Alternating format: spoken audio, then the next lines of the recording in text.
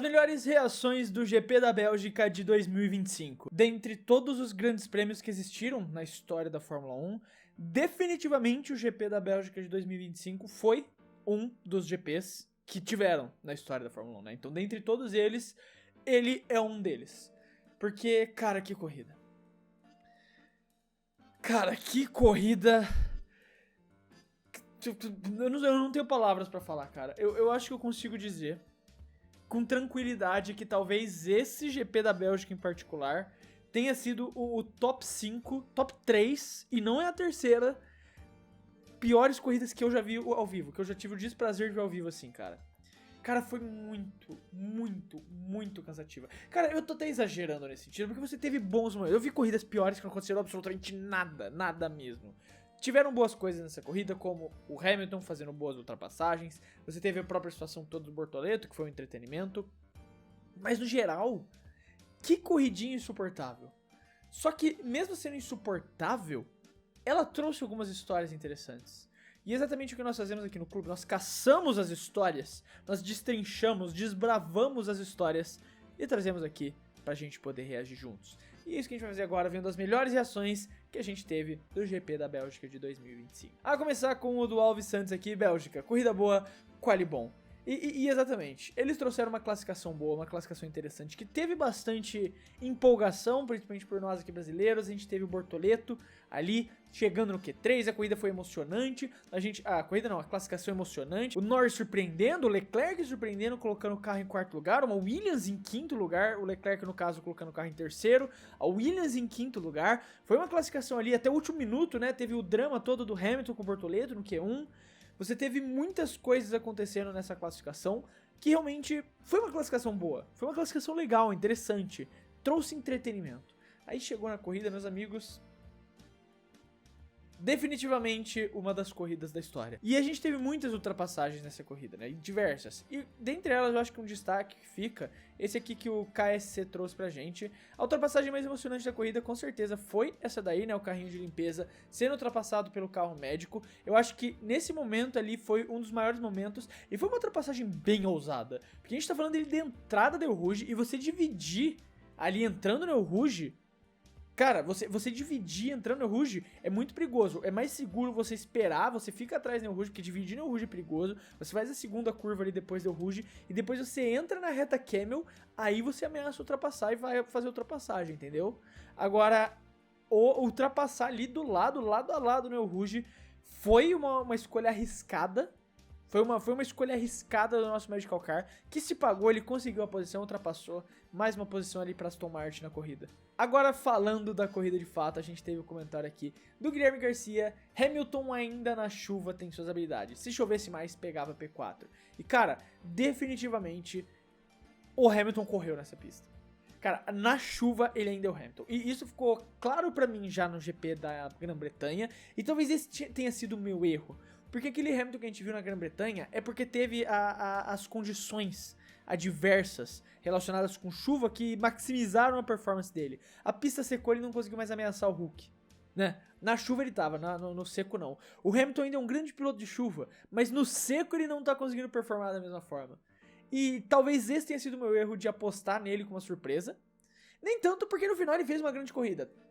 E se você pega alguém pra ser a maior surpresa dessa corrida, foi o Hamilton. Então na cara de vocês aí que duvidaram de mim, eu sabia de alguma coisa. Nem eu sabia do que eu sabia, mas eu sabia de alguma coisa. E o Hamilton fez uma boa corrida.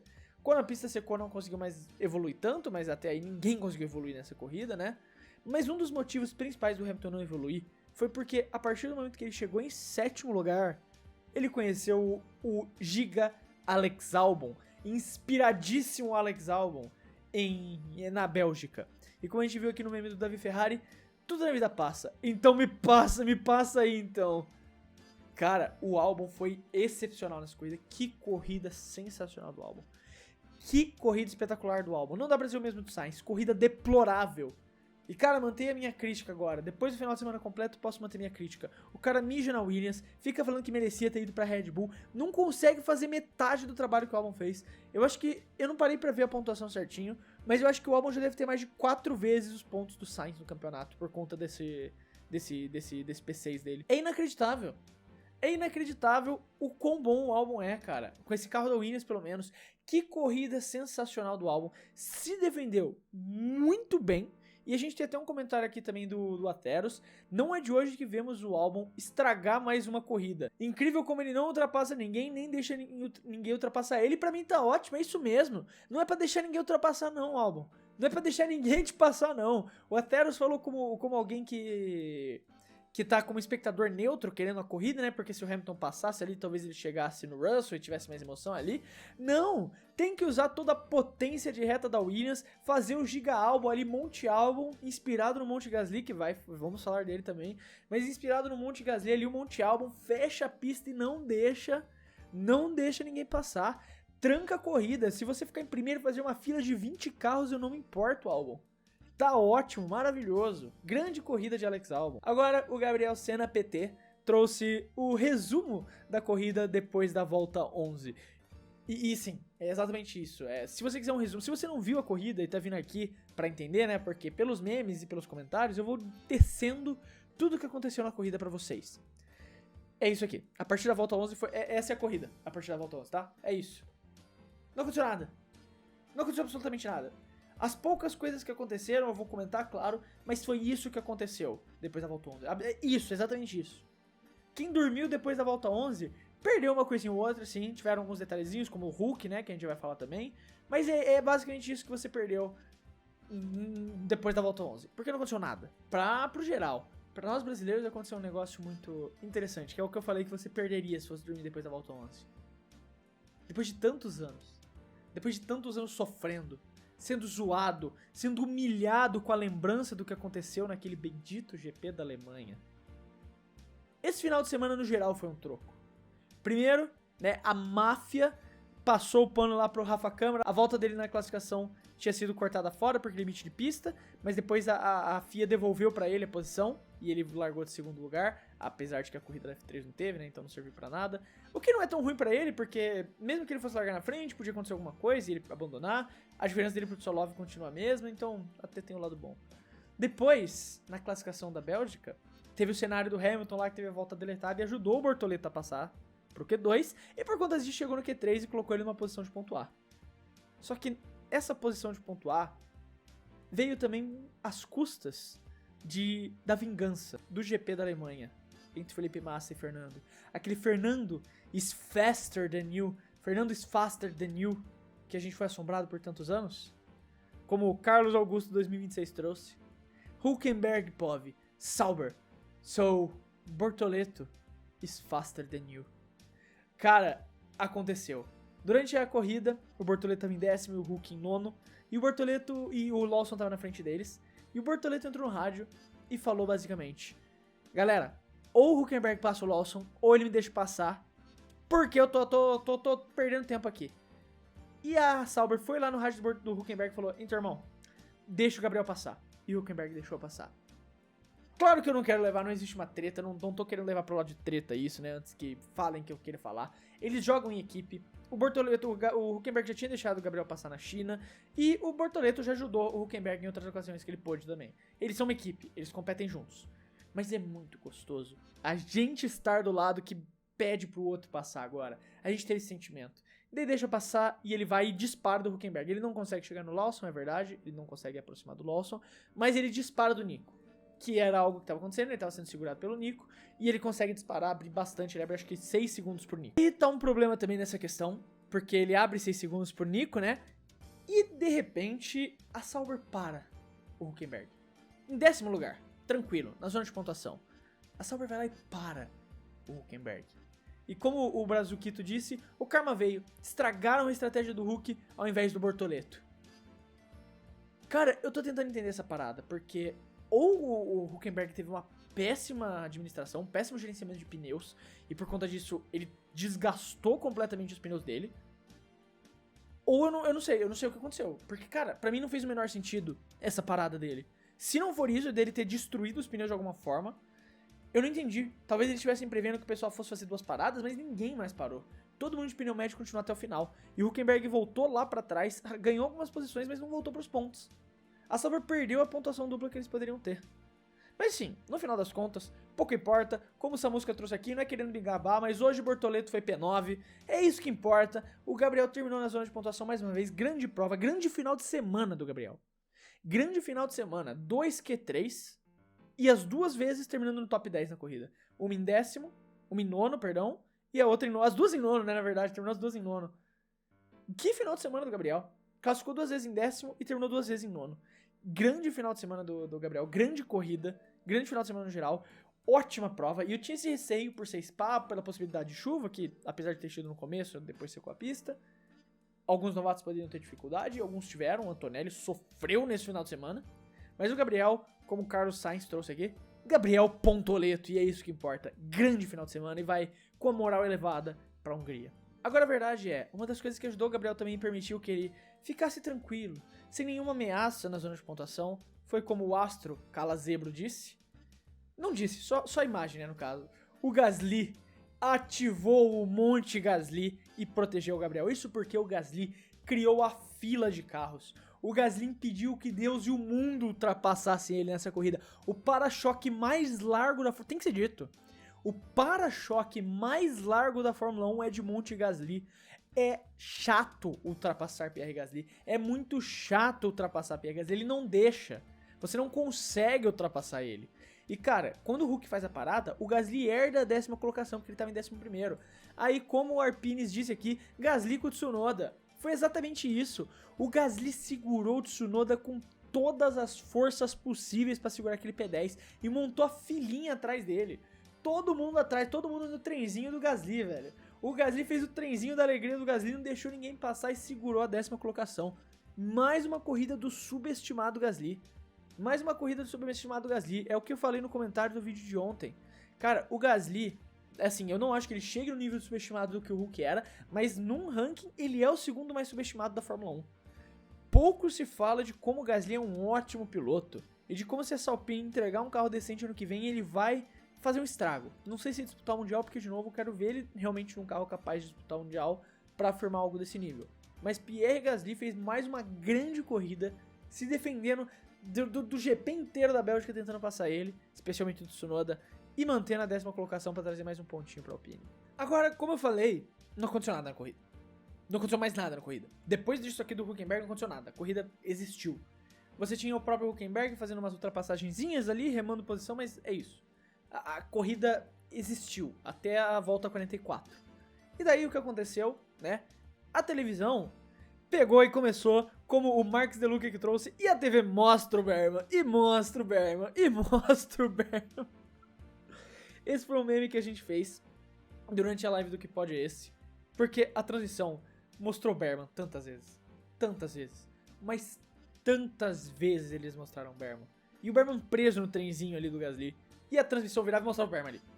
Mostra o Berman, e mostra o Berman, e mostra o Berman, e mostrava o Berman incontáveis vezes, e ele não fazia nada, ele não ultrapassava ninguém, ele não fazia nada, ele só tava andando no trenzinho, mas a câmera virava lá e Berman. Olha o Berman. Os benefícios, né, de ser um prodígio britânico, e diga-se de passagem, Kimi Antonelli e Berman tiveram corridas apagadíssimas, e o que aconteceu? A Fórmula 1 não mostrou o gráfico de novatos. Que coincidência!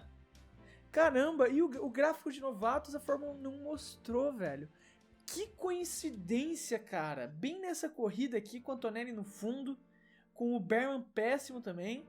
E a câmera mostrando, e mostra o Berman, mas o gráfico de novatos? Agora o Vitinho trouxe um ponto muito interessante aqui. Pouco se fala de como o Lawson melhorou depois de Mônaco. Claro, cara, e é verdade, né? O Pidioto segue evoluindo, o Pidioto continua evoluindo ali, o Pidioto da Fórmula 1. E, mano, desde Mônaco ele realmente tá melhorando bastante. Eu passei por cima algumas vezes sobre isso, nunca entrei a fundo. Mas realmente, o Lawson tá ganhando confiança, ele tá melhorando. Claro que o resultado do Radiar passa muito por culpa da estratégia da Racing Bull de ter demorado pra parar o Radiar, pra botar os pneus de pista seca, que daí foi lá pro fundo do pelotão. Mas o Lawson fez sim uma grande corrida. Foi sólido, consistente pra se manter em 8º lugar. Não foi ameaçado em nenhum momento. Entregou o resultado que se esperava dele com o carro que tem, que é terminar ali na zona de pontuação. Ele foi muito bem. O Lawson fez uma grande corrida e tá melhorando. O Pidioto segue evoluindo, buscando ali atingir sua forma máxima, tentar virar um Pidioto X, né? Outro piloto que fez uma grande corrida e pouco se falou foi Charles Leclerc, né? Nosso famoso Charles Leclerc, como o Assir trouxe aqui, pede a benção, Tilápia. Porque o Leclerc se defendeu muito bem. Teve um momento na corrida ainda na chuva que ele deu uma erradinha lá, né, na curva 1. Ele deu uma erradinha, deu uma derrapada e abriu porta pro Verstappen. Mas ele se defendeu muito bem. O Verstappen não foi louco de sair dividindo com ele na chuva na Eau Rouge. E daí o Leclerc conseguiu pegar a frente, na reta não conseguiu passar. E ele se defendeu muito bem. Ele não deu abertura, ele não deu chances pro Verstappen conseguir alcançar ele e ultrapassar ele na corrida. Ele foi sólido a corrida inteira. E surpreende na chuva, porque a chuva é um momento que o Leclerc consegue dar umas braçadas bizarras. E ele deu, né? Ele deu a braçada bizarra lá na curva 1, quando tava se defendendo do Verstappen. Mas no resto da corrida, principalmente quando secou a pista, ele foi sólido. Correu muito bem. Uma corrida muito sólida, muito boa do Charles Leclerc para conseguir mais um pódio. O 5º pódio dele na temporada. A gente até esquece que esse é o 5º pódio do Leclerc na temporada. Grande temporada do Charles. Grande temporada do Charles. Fez uma ótima prova e se manteve ali em 3º lugar, se defendendo muito bem do Max. A gente tem que falar, né?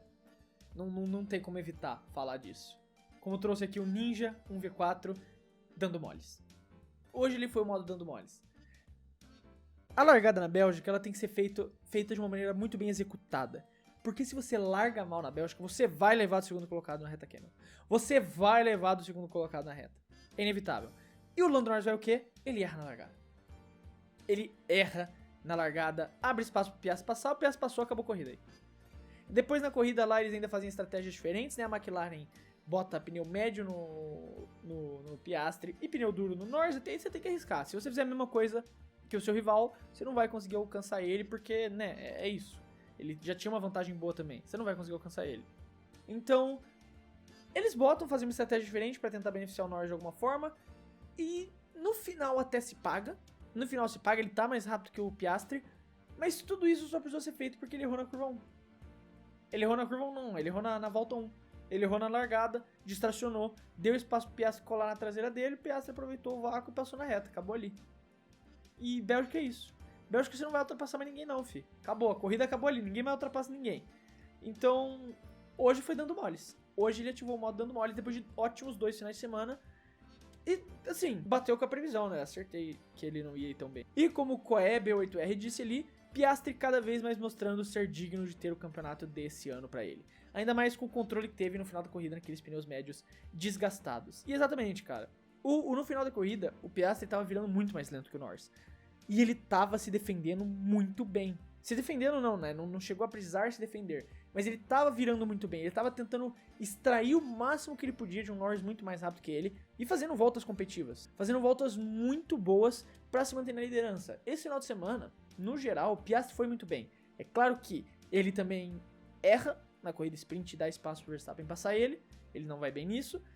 E poderia ter feito um pontinho a mais de diferença, que no final abriria para 17, ele tá com 16 pontos de vantagem pro Norris, seria 17 se tivesse vencido a sprint, mas faz um bom final de semana. Apesar de se classificar atrás do Norris, ele ainda assim consegue fazer uma boa largada, aproveitar do erro do Norris e ultrapassar ele na reta. E depois que ele assume a liderança, ele dispara e ainda tem a vantagem de por estar em primeiro para primeiro e ganha essa vantagem, porque quem parou primeiro na pista, né, quem parou primeiro ganhou tempo em relação a quem parou depois. Grande corrida, grande final de semana do Piastri, consegue converter os pontos importantes numa pista que ele gosta, numa pista que ele é bom, e é importante fazer isso. E na Hungria, ele costuma ser bom também. Então vamos ficar de olho. Na Hungria, eu vou esperar chegar mais perto, mas na Hungria eu vejo um favoritismo para uma vitória do Piastri, não por questões do Lando Norris nem nada, digo mais por questões do Piastri gostar da pista, mas a gente vê quando chegar lá. Mas aí tá as melhores reações do GP da Bélgica de 2025.